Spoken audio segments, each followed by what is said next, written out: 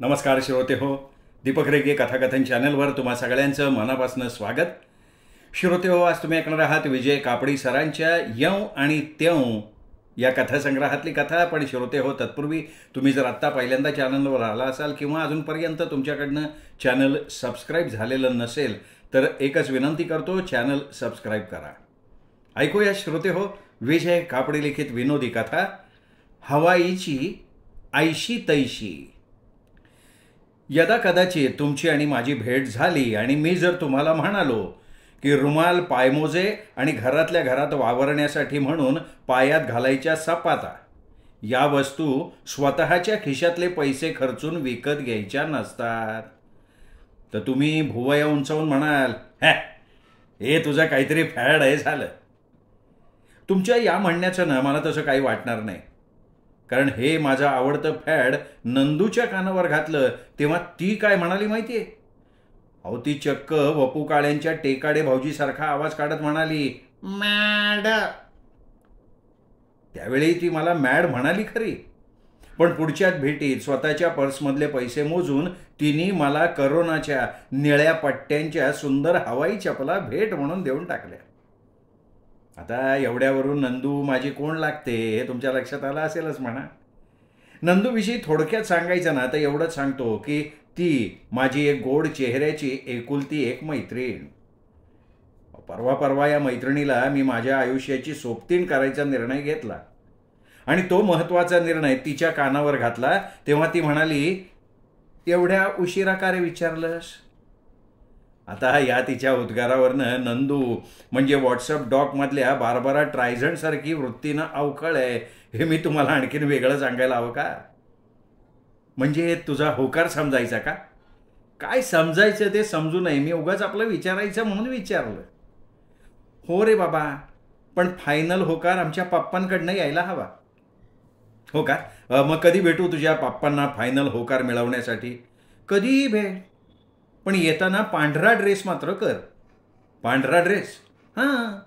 अरे, पप्पांचा आवडता रंग पांढरा. पांढरी पॅन्ट, पांढरा मॅनिला. चालेल की चालेल, मी म्हणालो, कारण माझ्याकडे पांढरा ड्रेस तयार होता. मी दुसऱ्याच दिवशी सकाळी तिच्या पप्पांची भेट घ्यायचं ठरवून टाकलं. आता ही झाली शनिवारच्या संध्याकाळची गोष्ट.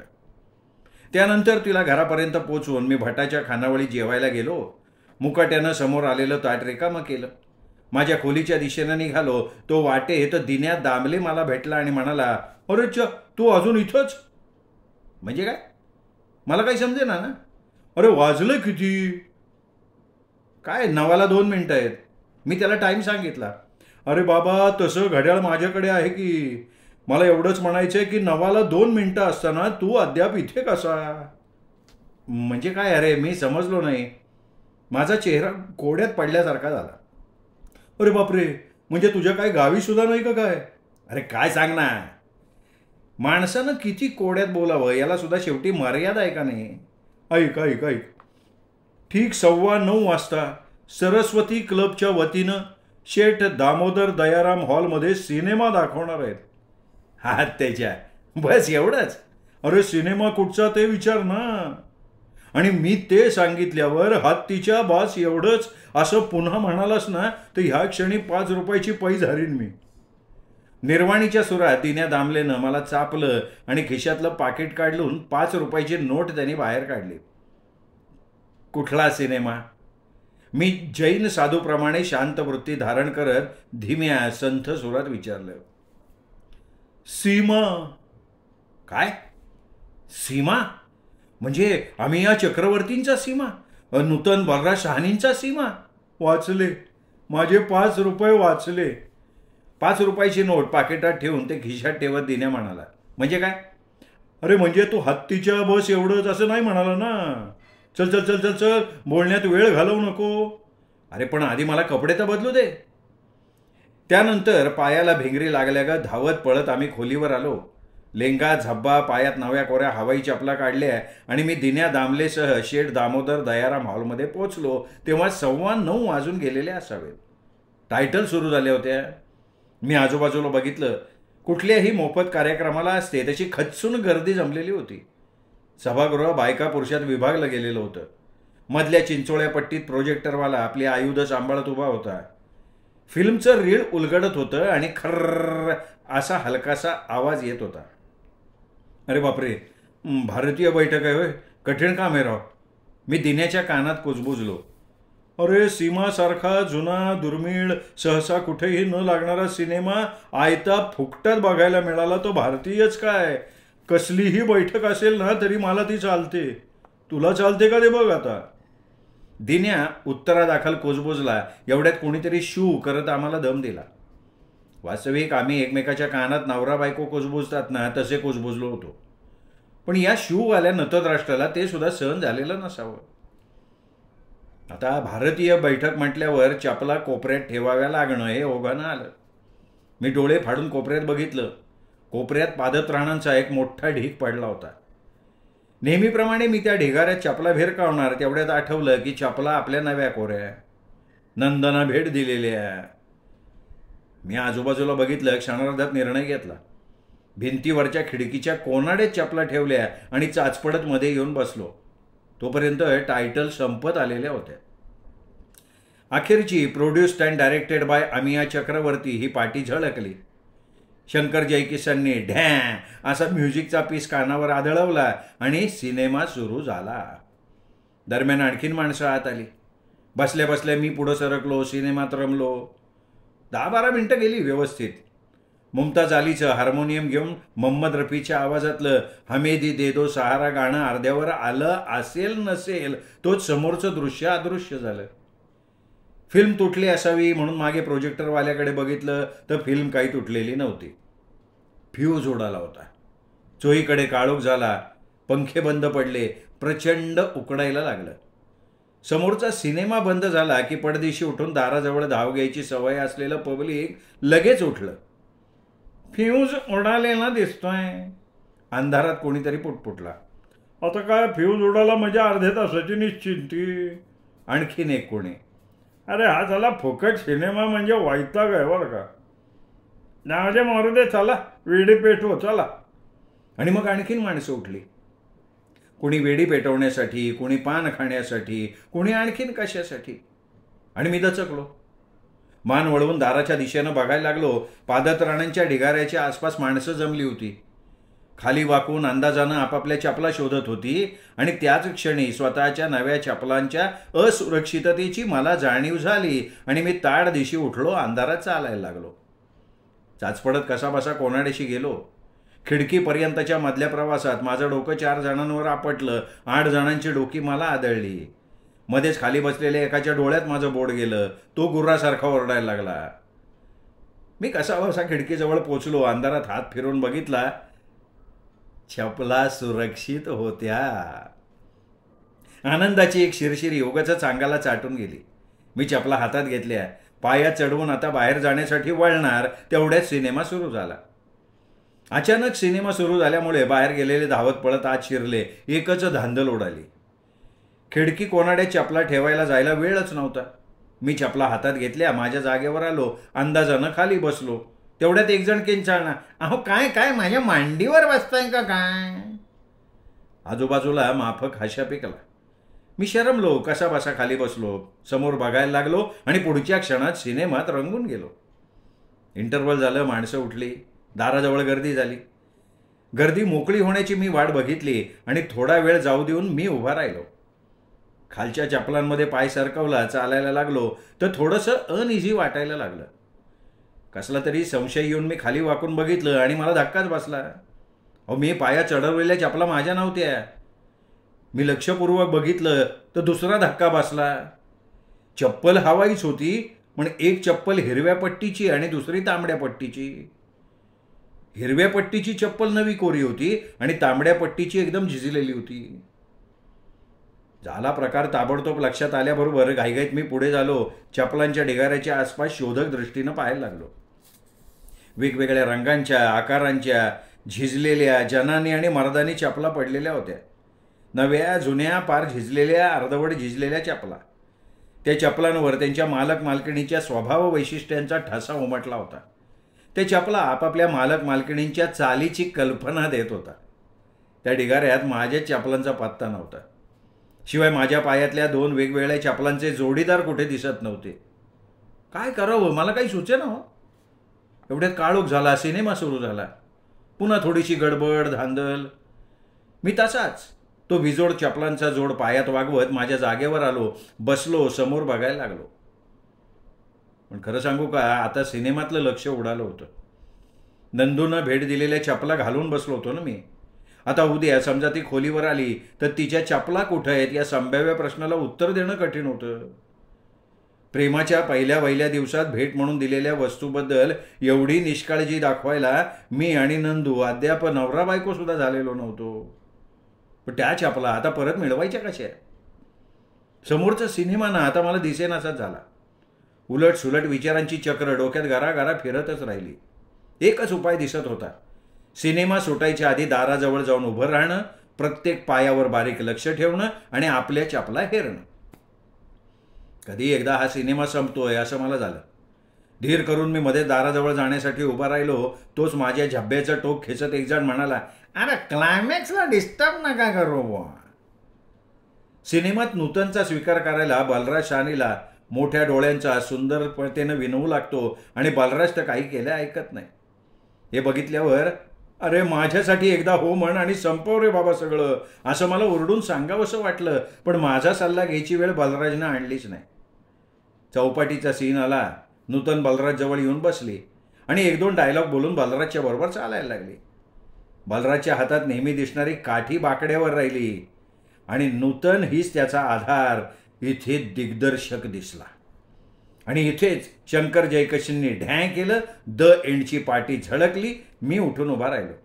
एकदम दाराच्या दिशेनं धावायला लागलो. तेवढ्यात कोणीतरी माझ्या खांद्याला धरून दाबलं, कानात कुजबुजलं, राष्ट्रगीत आहे. मग राष्ट्रगीत झालं आणि मग मात्र साऱ्यांची दाराच्या दिशेनं पळापळ सुरू झाली. मी त्या गर्दीत वाट काढत कसाबसा दाराजवळ पोहोचलो. बाहेर पडलो. कोपऱ्यात उभा राहून खाली मान घालून डोळ्याची पाती लावून न देता बघत राहिलो. चपलांचा तो ढिगारा वितळू लागला. येणारा प्रत्येकजण शेरेलॉक होमच्या सफाईनं स्वतःच्या चपला शोधून काढून त्या पायात सरकवून दाराबाहेर पडायला लागला. मला हवे असलेल्या चपलांचे पाय अद्याप दिसत नव्हते. आणखीन थोडा वेळ असाच गेला आणि अचानक एक जण ओरडला, भाऊसाहेब या इथं, हे काय तुमची चप्पल येतंय? कुठं आहे? भाऊसाहेब नाव धारण करणारी व्यक्ती माझ्या समोर येऊन उभी राहिली. माझ्या पायाकडे बघत म्हणाली, काय गाढ झोपेत बिपेत आहात का काय झालं काय? माझ्या समोरून घाईघाईनं जाणाऱ्या एकाच्या पायाकडे कावळ्याच्या दृष्टीनं बघत मी विचारलं, झाला प्रलय, काढा ती हिरव्या पट्टीची चप्पल. मी गेली 15 मिनिटं शोधतोय त्या ढिगाऱ्यात. हां? मी मान वर करून बघत राहिलो. अरे चप्पल काढा म्हणतो ना. भाऊसाहेब तिरसट मुद्रेनं माझ्याकडे बघत होते. कुठली चप्पल? तुमच्या पायातली. कुठच्या पायातली? डाव्या पायातली. ती चप्पल माझी आहे. कशावरून? हे मी का विचारलं कोणास ठाऊक. कशावरून? काय प्रूफ मागताय का? पुढच्या खेपेपासून आता चप्पलच्या तळाला माझा पासपोर्ट साईज फोटो चिकटवतो. अहो मिस्टर, माझ्या उजव्या पायाची चप्पल आहे, त्यावरनं खात्री नाही का पटत आहे? मी मुकाट्यानं हिरव्या पट्टीची चप्पल त्या कोणा भाऊसाहेबाच्या स्वाधीन केली आणि कुरबुरलो, माझ्या नवीन चपला मारल्या कोणीतरी. दरम्यान हॉल रिकामा झाला. मी एकच चप्पल पायात घालून तसाच उभा होतो. तेवढ्यात प्रोजेक्टरवाला समोर आला आणि म्हणाला, अरे तुम्ही काय पायात काय घालून उभे? एकच चप्पल कशी काय तुमच्या पायामध्ये? नाही म्हणा, झोपेत असं होतं म्हणा माणसाचं. त्याच्या शब्दांनी माझी उरली सुरली झोप उडाली. मी त्याच्या पायाकडे बघितलं. त्याच्या पायात एकच चप्पल होती, तांबड्या पट्टीची जुनी. मी मुकाट्यानं माझ्या पायातली एकमेव चप्पल त्याच्यापुढे सारली आणि पुन्हा तुरबुरलो, माझ्या नव्या चपला मारल्या आज कुणीतरी. आजचं जाऊन दे, पण पुढच्या खेपेसाठी एक ट्रिक सांगतो. प्रोजेक्टरवाला माझी समजूत काढायला लागला. ट्रिक? कसली ट्रिक सांगताय? कसं आहे ना, सार्वजनिक ठिकाणी आपल्या चपलाचा जोड हरू नये, बदलू नये असं वाटतं ना, मग एक ट्रिक करायची. आत आल्याबरोबर एक चप्पल आहे ना ढिगाऱ्यात ठेवून द्यायची आणि दुसरी आहे ना चक्क बलतीकडे ठेवून टाकायची. म्हणजे काय होतं, तो चप्पल चोर आहे ना, तो चकतो ना. आता एकच चप्पल कोण घालणार सांगा? आता मागाशी तुम्ही घातली गोष्ट वेगळी म्हणा. मी मुद्दाम नव्हती हो घातली. मगाशी फ्यूज उडून काळोख झाला ना, तेव्हा माझ्या चपला कोणी चुकून नेऊ नयेत म्हणून मी आधीच जाऊन माझा जोड घेऊन आलो, तो भलता निघालो. एवढ्यात एक जण माझ्या समोर आला, उत्साहात म्हणाला, काय काय काय काही मौल्यवान वगैरे हरवलंय का तुमचं? हे बघा, मी या संस्थेचा ॲक्टिव्ह कार्यकर्ता आहे बरं, तुम्ही हवं तर तक्रार नोंदवू शकता. त्यांनी पेन्सिल कागद सरसावला. काय मौल्यवान नाही हो, जुन्या चेपल्या हरवल्या यांच्या. प्रोजेक्टरवाला बाजूला थुंकून म्हणाला. हे ऐकताच त्या कार्यकर्त्याचा चेहरा पडला. नाही जुन्या नाही हो, चांगला नवीन होता जोड. काय चांगल्या किमतीच्या चपला होते का तुमच्या? कार्यकर्ता उत्सुक सुरात विचारायला लागला. नाही हो, हवाई चपला होत्या राव. हवाई चपला? हवाई चपला? तुमच्या हवाई चपला चोरल्या? श्या, चोर झाला भलता हो, उपाशी दिसतोय. कार्यकर्ता दातोट खात म्हणाला. नाही जाणार रे. तेवढ्यात आणखीन एक कोणी जण डोकावला. काय यांच्या हवाई चपला चोरीला गेल्या? हवाईच ना, जाने दो जाने दो. अहो, यांचा चेहरा बघून मला वाटलं काय सोन्याचा दागिना बिगिना हरवलाय का काय. अहो, त्या चपलांच्या मागे सेंटिमेंट होता हो. चपलांचा भावनिक भाव वाढवत मी म्हणालो. कसला सेंट लावला होता चपलेला? सेंट नाही हो, सेंट नाही, सेंटिमेंट, भावना. भेट मिळाल्या होत्या मला त्या. चपलांची भेट मिळाली? कमालच आहे. ही असली भेट बाप जन्मात ऐकली नव्हती. ऐकली नव्हती ना, मग आता ऐका, कान पावन होतील तुमचे. मी वैतागलो, तसाच अनवाणी चालत निघालो. मी खोलीवर आलो, तांब्याभर थंडगार पाणी प्यायलो, झोपी गेलो. दुसऱ्या दिवशी सकाळी मी ठरल्याप्रमाणे पांढरा ड्रेस करून नंदूच्या पप्पांना भेटायला गेलो. दारात नंदू भेटली. ये ये, बस इथे, आता येतील ना पप्पा. मी खुर्चीवर बसलो. समोरच्या टिपॉयवर पाण्यानं भरलेला ग्लास होता. अचानक घसा कोरडा पडल्यासारखं वाटायला लागलं. घागरभर पाणी प्यावं असं वाटायला लागलं. अकस्मात असं का वाटायला लागलं याबद्दल विचार केला तर लक्षात आलं की पोरीच्या बापाजवळ पोरीला मागणी घालण्याचा हा आपल्या आयुष्यातला पहिला प्रसंग आहे. मी हात पुढे केला, ग्लास घेतला, ओठाला लावला आणि नेमक्या त्या क्षणी नंदूचे पप्पा आले. अहो, त्यांना बघताच भूत बघितल्यासारखा दचकलो ना मी. मला जबरदस्त ठसका आला. मी खोकायला लागलो. डोळ्यातून नाकातून पाणी आलं. त्या गडबडीत हातातला ग्लास सुटला. खुर्चीच्या कडेवर आडवा झाला. पॅन्टवर अगदी ऑकवर्ड जागी पाणी पडलं. मी घाईघाईत उभा राहिलो. तुम्हाला सांगतो, नंदूचे पप्पा म्हणजे दुसरं तिसरं कोणी नव्हतं तर कालच्या रात्री ज्यांची एक चप्पल पायात चढवून मी माझ्या चपलीचा शोध घेत उभा होतो ना, ते भाऊसाहेब होते. ते काल रात्री आपली भेट झाली होती, आठवत आहे ना? पप्पा उर्फ भाऊसाहेब म्हणाले. अहो, माझ्या तोंडून शब्द फुटत नव्हता. तरी आज तुम्ही इथे आला? तुम्हीच नंदूचे पप्पा हे मला माहीत नव्हतं ना. मीच आहे नंदूचा पप्पा. ते आत्ताच समजलं. तुम्ही ज्या कामासाठी आला त्याविषयी नंदू बोलली आहे मला. पण काल रात्रीच्या पार्श्वभूमीवर आज तुम्ही ज्या कामासाठी आला ते यशस्वी होईल असं वाटतंय का तुम्हाला? नाही वाटत. नाही वाटत आहे ना? शाबास, जाऊ शकता तुम्ही. चला निघा. संपला माझा इंटरव्ह्यू. संपला. 2 मिनिटात आयुष्याच्या एका अत्यंत महत्त्वाच्या गोष्टीचा फज्जा उडाला. मी कसाबसा निघालो. कमरेखाली ओल्या झालेल्या पॅन्टीसह तसाच बाहेर पडलो. खाली मान घालून चालायला लागलो. तोच एकदम नंदू समोर आली. काय गडबड काय आहे? काय निकाल लागला? अगं, काल रात्री तू दिलेल्या चपला हरवल्या आणि मी थोडक्यात कालच्या रात्रीचं सगळं चित्र तिच्या डोळ्यांसमोर उभं केलं. असं करून नंदू हसायला लागली. अगं, हसतीयस काय तू? तुझ्या पप्पांनी मला बाहेरचा रस्ता दाखवलाय. समजलं की मला. समजलंय तरी हसतीयस. आता हसू नको तर काय करू? अरे, काल रात्रीनं मी सुद्धा आले होते सीमा बघायला. हां, तू आली होती सीमा बघायला? हो. तुला पाहिलं की मी काळोखात दिन्या दामलेच्या बरोबर. तू खिडकीच्या कोनाड्यात ठेवलेल्या चपलाही मी पाहिल्या आणि तुझी जरा गंमत करण्यासाठी मध्ये फ्यूज उडाला ना, तेव्हाच्या काळोखात जाऊन तुझ्या चपला मी पळवल्या आणि हाताला लागतील त्या 2 चपला त्या ठिकाणी ठेवल्या. पण त्यात एक चप्पल पप्पांची असेल हे कुठे माझ्या लक्षात आलं? आता ते कधी कळलं मला माहिती आहे? तुझी आणि त्यांची वादावादी सुरू झाल्यानंतर. काय म्हणतेस काय? म्हणजे त्यावेळी सुद्धा तू तिथेच होतीस? हो, अगदी 5-10 फुटाच्या अंतरावर होते. पण प्रत्येकाच्या पायाकडे बघण्यात तुझी अशी काही तंद्री लागली होती ना की माझ्याकडे तुझं लक्षच नाही गेलं. पण मग आता काय करायचं? काळजी करू नको. पप्पानं एक नंबरचे विसराळू आहेत, सगळं विसरून जातील. 4-5 महिन्यानंतर पुन्हा ये मागणी घालायला, त्यावेळी ते नक्की हो म्हणतील. आणि हे आईला, अरे हे काय झालं रे? काय झालंय? अरे पॅन्टला काय झालं तुझ्या? एवढं कशाला पप्पांना घाबरलास तू? मी खुलासा करण्यासाठी तोंड उघडलं, लगेच मिटून घेतलं. खुलासा काय करणार होतो कपाळ? म्हणजे मग 4 महिन्यानंतर पुन्हा मागणी घालायला येऊ असं म्हणतेस का? हो. आणि नाटकी भावना व सुरात ती म्हणाली, मी तुझी वाट बघीन हं. मी काय तुरुंगात जात नाहीये वाट बघायला. आज संध्याकाळी भेटणार ना रे?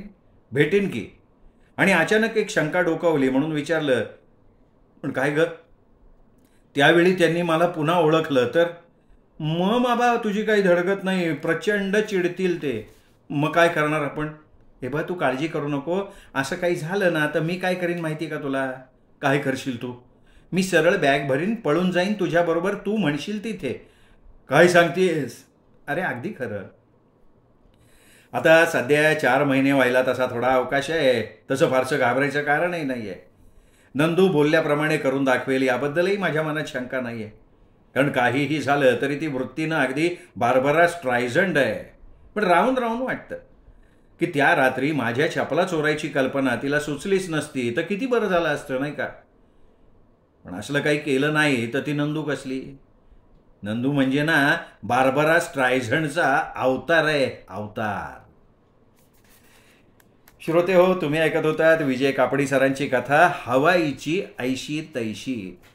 ही विनोदी कथा तुम्हाला आवडली असेल, व्हिडिओ लाईक करा, हाईप करा, कथाप्रेमी मित्रपरिवारात, नातेवाईकात शेअर करा आणि त्या सर्वांना दीपक रेगे कथाकथन चॅनल सबस्क्राईब करायची माझ्यातर्फे विनंती मात्र जरूर जरूर करा. पुन्हा भेटा दीपक रेगे कथाकथन चॅनलवर अशाच उत्तम उत्तम कथा कादंबरी ऐकण्यासाठी. नमस्कार.